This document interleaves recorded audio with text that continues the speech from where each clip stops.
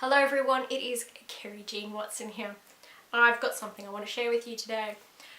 This is a book I've made for myself and I wanted to make it quite quintessentially me. So I've used some graphic 45 pinstripe paper on the outside and that's the back. I've got, I was torn between doing a book plate or doing this, which is a Finnabar base and a bunch of cogs on the front. I decided to go with the cogs because I just love them. So this book is very much, it's very me.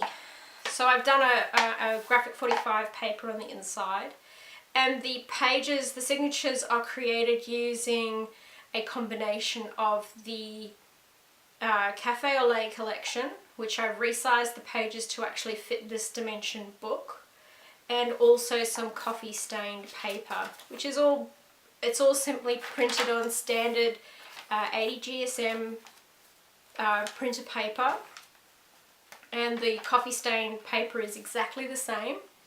I've done it as a pamphlet stitch, but I've done something quite clever in that, as you can see on the outside, there's no stitching. That is because I stitched my signatures onto a piece of chipboard in the spine, and then I've glued that into the actual spine of the book. The spine was quite flimsy, it didn't have a lot of structure and stability to it, so I wanted to make sure I had a bit of structure and stability, so I've done this technique, which I actually really like. Don't get me wrong though, I do tend to like seeing that pamphlet stitching on the outside of the book as well, maybe for my next book.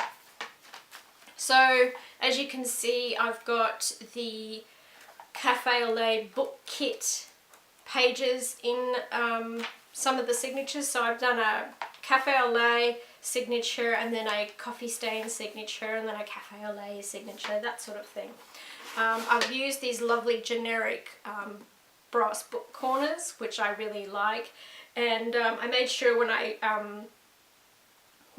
crimped them on with the pliers that they got a little bit beat up, because I wanted to add that little bit of authenticity to the finished product. I'm really happy with it. It's got a lovely weight. It's a great size. It's not too small, and it's also not that giant A4 size book. And I wanted to film it before I started putting everything in it.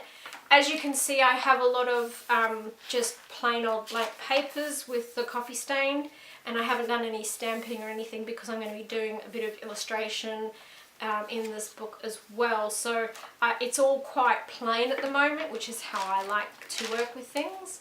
But I hope you like it. Happy crafting!